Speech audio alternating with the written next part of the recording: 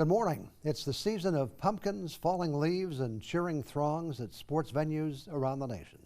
Yes, athletic programs are now in full swing on college campuses across the country, providing opportunities for young athletes and entertainment for millions of fans. Today, we'll take a closer look at college sports closer to home. It starts right now. From TV6, this is The Ryan Report. Here's your host, Don Ryan. It is a busy time for athletics on college campuses, and that is certainly true at Michigan Technological University in Houghton. During this season, you'll find Tech athletes competing in cross-country, soccer, tennis, volleyball, football, and hockey. This morning, we're going to meet the person responsible for directing that activity and more. Our guest today is Suzanne Sandregret, the athletic director at MTU. Welcome to the Ryan Report. Thank you. Thank you for having me. Nice to have you with us. We always like to get to know our guests first, and so I know that you're a UP native, right? I am. I grew up in Houghton, Michigan, attended Michigan Tech, and was fortunate enough to start working in the athletic department right when I graduated from the university. I've loved sports all my life, was active in high school, but I wasn't good enough to be a collegiate athlete. So during my time at Michigan Tech, when I was a student, I started working in the SDC and in the athletic department, in the equipment room, doing laundry, taking tickets, any way I could be involved with sport, and also pay for college. So that was a really good learning experience for me. Little did I know that I would be the athletic director several years later. So you really started on the bottom rung of the ladder, didn't you? I really did. Just was excited to be around the environment that athletics brings. And I did. I started at the bottom. I think I probably have done just about every job in the athletic department. And it really gives me a really good understanding of the foundation and the people and the students and how we're a full-on team to make good things happen. What were some of the other jobs you held moving up that ladder? I started in the equipment room with laundry, sharpened skates at times, fixed football helmets at times, ticket taking, game administration. Then once I graduated from college, I moved into an athletic business manager position. So I utilized my accounting and business degree and handled a lot of the finances and travel for all of our university athletic department programs. And from there, I also then took on NCAA compliance. So I did that for several years as an assistant athletic director, senior woman administrator at some point. So I started and attending all of the conference meetings for our GLIAC and WCHA leagues. And then I was fortunate enough about 15 years ago, to be asked to serve as the athletic director. And that's the position I've held since. So 27 years in the department, 27 years I've been a Husky, and 15 of those have been as athletic director. So that had to be a pretty special moment for you. It was. At the time, President Mraz really believed in the work I was doing. I was young and inexperienced in a fairly male-dominated field, but he believed in the work I was doing with compliance and business, and I think growing up in the department helped a lot. And I think we had a great team of people that were willing to support me in the position, and I feel very fortunate for that. But it's been really an exciting career, and it's been fun to grow and learn and have just a great team around me to help me do that. You mentioned his name, but I was thinking you're kind of like the Glenn Mraz of the athletic department, because I've talked in the past that Glenn came to Northern as a student, to Michigan Tech as a student, yes, and wound up being president of the institution. And you started at Tech as a student and wound up as the head of the athletic department. Similar, yeah, it's a similar story, and just always wanted to stay in the Houghton area just because my family's there and I love the community and I love the activities outdoors, and I really believe in Michigan Tech and what we're doing as an institution.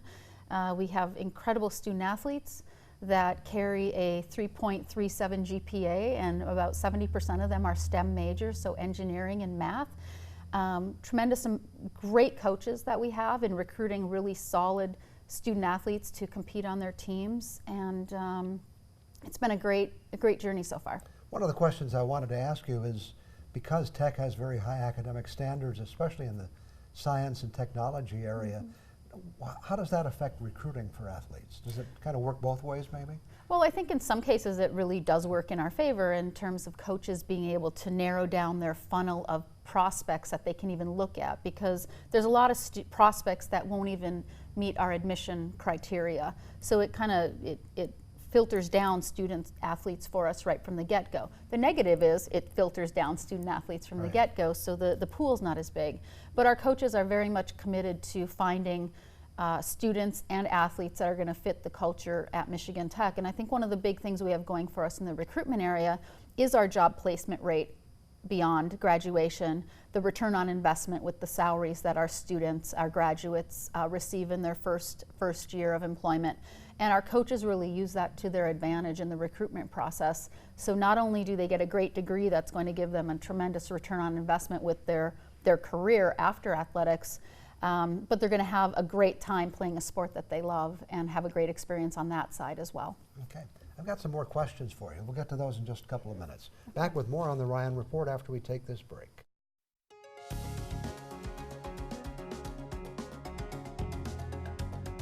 Our guest this morning is Michigan Tech's Athletic Director Suzanne Sandregret. How do you see your role? What's your mission as the athletic director? Well, I think first and foremost, what we want to make sure is happening is that our student athletes are graduating, that we are contributing to the overall university strategic plan. And I think athletics really does bring a great component to the university because our graduation rates are about 87%. It's higher than the undergraduate student population, so we pull that up. Our cumulative GPA of our just under 400 athletes is about a 3.37, which also pulls up the overall university GPA. We're fortunate that we bring a lot of diversity to campus with our females and minority student athletes. So we are always working very hard to contribute to the overall mission of the university. And I'm very excited that President Kobach, our new president, has really embraced athletics and understands the value that it brings to campus. So we as an athletic department and a team of administrators and coaches and athletes feel very compelled to continue to uplift the mission of the university. And I think we have a great platform to do that. You've kind of mentioned it, but why are athletics important at a school like Michigan Tech? Well, I think it's marketing. It's a great tool when you're winning, especially. You often see a tick up in admissions and other students wanting to be a part of it. I think the other thing for Michigan Tech, and probably similar to Northern, but for Michigan Tech is we're a residential campus, so we certainly want activities for our students to participate in. And being a part of hockey games, football games, basketball games, is really, a way to get them out of the residence halls and engaging with other students and developing an affinity and a pride for your institution that hopefully they carry with them beyond graduation. They may not have been an athlete, but hopefully they had a great experience following one of our athletic programs. Much of the focus goes on the coaches and the players. Yeah. What does the athletic director do as the person in charge of all of that? How do you spend most of your time? Well, I think I wish it was as easy as saying organizing the competitions, because that really is a small part of what I do every day. It's a lot about managing your resources, which are the great individuals that work in our department along with the financial resources, and also maintaining the NCAA compliance pieces and auditing. And there's a lot of scrutiny with athletics today, and we spend a lot of time our athletic administrative team spends a lot of time managing the student athlete code of conduct, managing exactly the things I mentioned before, with ensuring that we're providing support services so that our grades and academics stay up and our graduation rates stay up. We're spending the trend now, and what we're seeing is that our students and student athletes across not only Michigan Tech, but many campuses in the country, the mental health issues that our students are coming in and facing with. So we're investing a lot into mental health resources for our athletes to manage stress and anxiety and some other things. We spend a lot of time developing some leadership programming. We want to develop some leaders from within, not only to lead our teams, but when they graduate from Michigan Tech, they have the skill set to be leaders in the industry and in the profession that they've chosen. So those are some new programs that we've started. And of course, like other athletic directors, we're always in the fundraising mode. We're always fundraising and trying to gather resources through annual giving and special projects. We've done some new construction that we've been fundraising for. So those are some of the things that take up my day. And I also try to spend time to continue to bridge a gap between athletics and academics that sometimes occurs on campus. So I put a lot of time into getting to know faculty and advisors in some of our academic units. You mentioned facilities. I think I read where you've invested about $10 million since you've been, not you, but the people have invested Right. about $10 million in facilities. These have Yes. made some major changes, haven't they? They have. It started with the McGinnis Student Ice Arena, which opened in, I believe, January of 1972, and it's an iconic rink, Right. great sight lines, a lot of history there, but it needed some upgrades and some things to modernize it so that we can compete at the Division I level with other institutions that are building brand new facilities. And we're up to about $12 million in work now across the department, but it's all been in little steps. You know, $1 million here, 1.5 there, All adds up. 500,000. So we do them in phases, and with the nature of our institution, with a small alumni base, that's how we have to do it. As we raise funds, we tick off things that we need to get done, whether it's in the ice arena, the basketball, volleyball gymnasium, or the football soccer stadium. Is one of the more difficult decisions an athletic director has to be part of is changing coaches, sometimes when it's not always a pleasant change? Yeah, that is probably one of the more stressful parts of the job, because we always have really good people and coaches, and they're practicing every day to win. And sometimes the winning doesn't happen. It's especially difficult if they're doing everything else right. Very few student-athlete conduct issues, rising GPAs and graduation rates, and maybe they're not getting the wins. So it's a balance to determine what's appropriate, what's fair. But we do need to provide a lot of support services, and head coaches and assistant coaches need to work with our administration and provide services, not just the X's and O's, but all the other things that go into it, like I mentioned, the mental health and the leadership and things. Do you use kind of a formal evaluation process with them, or is it just a kind of an ongoing process? We obviously we do formal evaluations annually, but my leadership style and what I like to do is have regular conversations with coaches and staff as the year goes on. I speak to most of our coaches at least once a week, if not more, and we just have a good relationship, and I think that's part of the culture that we've created, is a lot of communication, a lot of accountability, and working together as a team to solve issues and advance our programs together. Okay, got some more questions for you. We'll get to those in just a couple of minutes. Back with more on the Ryan Report after we take one more break.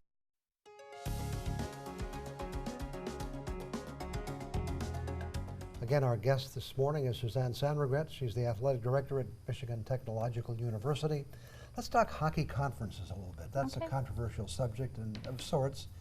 Both Michigan Tech and Northern have indicated they want to leave the WCHA along with 5 other teams. Yes. Anything new to report on that? Not immediately, just that we have 7 institutions that are in a geographic footprint that are joining together to form a new league. It is somewhat controversial, depending on what side, I guess, Right. you're on. But at the end of the day, Michigan Tech, we've approached it that, the Alaska trips are really far and they're really expensive, and it's a lot of missed class time, and it's a lot of wear and tear on student athletes to make those trips, sometimes twice a year. It's also very expensive.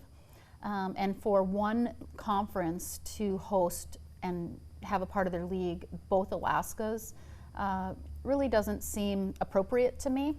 And maybe if they were split into 2 separate conferences, so it was 1 trip to Alaska versus 2, we might feel differently about it. But what we're looking at is reducing travel costs, reducing missed class time. We specifically at Michigan Tech, with our Michigan Tech hockey program, we did experience some medical issues related to the extensive travel with some very healthy young men in our hockey program, and that really got us thinking about, what are we doing? And to have a league that's a little bit more geographically centered, a little more in the upper Midwest, where we can bus and shorten our trips, is really important to us, and we think it puts us in the best position to be successful. It's kind of tough for the Alaska teams and maybe Alabama, but Yes. but they're kind of out of the footprint, as you say. It makes it very difficult, I'm sure. They are, and I think that, you know, again, to put the burden on one league in the WCHA to manage the three most outlying institutions is a little bit unfair. And as college hockey looks at it as a whole, there should probably be a lot of realignment that should happen. I doubt that it will. But it's the times we live in, and it's what we see is best for our hockey playing school. It's kind of gone on for 50 years at least. You know, we had the days of the CCHA and teams coming and going, and teams coming and going from the WCHA, Big Ten going off and starting its own conference. Do you think we might find some stability if you can start a new conference? No, I think that there's always change. I think if you look at the major Power 5 conferences in the country, there's always movement, always discussion. You look at the mid-major Division I conferences, there's always movement, and it becomes a trickle down. I think as one school moves, it creates opening and thought process for others. So I don't think we'll ever see stability like we once did as athletics continues to grow. Okay. Let's talk about women's athletics. I know you're a champion there, and actually Title IX came along long before you did. Yes, it did. But I think, you know, in my observation, would you think it's fair to say that women's athletes have really blossomed in the time that you've been serving? I'm not giving you credit for all of that, but you know, I think women's athletics are now important programs on college campuses, not just giving an opportunity to women. They sure are, and I think at Michigan Tech our women's programs have really excelled, and it's been something I'm really proud of, and they always have, even before my time, as we've continued to invest in the programs. And you know, you bring up Title IX, and I was very much a recipient of all the hard work of a lot of women before me, and I very much appreciate that I could play any sport I wanted at any time growing up. I also think about women in my life that have been mentors, like Cheryl DePoit. And she was the only female in our athletic department in the 70s and started coaching the basketball, volleyball teams. And she was a mentor to me throughout my early career as equipment and assistant AD and compliance, and we were just down the hall from each other. So she reminded me often, and we had a lot of conversations about the start of women's athletics, and I've never forgotten that. And I think it's important that everyone understands Title IX is not just about women's athletics, but raising up men and women, and providing opportunities for both. And that is a goal at Michigan Tech, and that is a commitment from our administration, right from the president on down. And it has to be especially unique at Michigan Tech, where for many years just getting women to come to the school was a major challenge. Exactly, and I'm really proud of the fact that in athletics we are actually pushing the gender diversity, because we do offer so many opportunities for women, and it has increased the overall enrollment numbers. And now many of these women's athletic events are a major draw on campuses, not just here, but all over the country. That's right, it's true, and our women's basketball, volleyball programs both have great followings, and it's great to see. And it provides many opportunities for young women who may want to go further in athletics as well, doesn't it? Absolutely. I think it gives them a lot of tools to take with them when they graduate from Michigan Tech and the careers that they're going to have. I also think that it's created such a camaraderie that they have a support network when they're out there. Michigan Tech, I think, is even a little bit more unique, because a lot of these women in our athletic programs, whether it's basketball, cross country, Nordic skiing, whatever it might be, are getting engineering degrees, which is still very much a male-dominated endeavor. So we're providing them a lot of skills to be leaders in those areas, and I'm really proud of how we're developing them off the court, off the field, etc., as they move on. Thanks for coming in this morning. Thank you for having me. I'll have some other thoughts for you in just a couple of minutes. You know, when I'm talking with others about the early days of my career in television, I often kid around and tell people that I'm not a meteorologist, but I played one on TV back in the last century. I'm sure for young people that makes me seem ancient, and maybe they're right, but back in the middle of the last century, every night for about 6 years, I was on the early and late news telling people about highs, lows, warm and cold fronts. Unlike the experts we have at TV6 now, I was not a meteorologist. I knew nothing about the science of forecasting weather. Yet every night I came on television, to tell people what the weather was going to be. We had no radar, no computer graphics, didn't even have a thermometer. All I had was a telephone that I would use to make daily calls to the National Weather Service. They would tell me about the forecast and why it was happening. I would take that information and pass it along to our audience. As I was remembering back to those days, it got me thinking about not how the science of weather forecasting has changed, but about the changes that have occurred in how that information is shared. Getting the weather forecast on a timely basis was a lot different back then than it is today. It was hard to find a weather forecast during the day. The radio stations would announce the forecast from time to time, but you had to be listening at the right moment. The newspaper would print the forecast each day, but you had to wait for the paper to arrive. There was no internet back then, so you didn't have a lot of other choices. That's why so many people looked forward to the TV6 weather at 6 and 11. It was there every day, providing the information you needed. It all changed dramatically with the arrival of the Weather Channel on cable TV. Weather on the 8s meant you could get the latest weather several times every hour, but we've gone far beyond that. We're now in the era of instant weather gratification. Now you can get the latest weather information at any moment on the TV6 weather app. Just open it up and it's all there. Forecast by the day and hour and the latest radar as well. For young people, it's just the way it is. For those of us who've been around for a lot longer, it's pretty amazing to get weather information whenever you want it. The question is, does it really make any difference? Unless you're making plans for an event that is weather dependent, or you're tracking some type of major storm, why do we care so much? Why do we have this insatiable hunger to know what the weather is going to be? I think it may have to do with the fact that we live in a world where there is so much uncertainty, so much negative news, so much divisive debate. The meteorologists are there to put it in weather jargon. They're the calm in a storm of unpleasant news. So enjoy the fact that today you can get the weather forecast at any time of the day or night. Just remember, the truth is, the weather will be what it's going to be, regardless of whether we know what's coming or not. And sometimes it just might be nice to be surprised. Of course, surprises can go either way. I'll be back in a minute. Thanks to Suzanne Sunregret for joining us this morning to give us some insights into her role as the athletic director at Michigan Tech. And thank you for tuning in. Hope we can get together again next Sunday morning.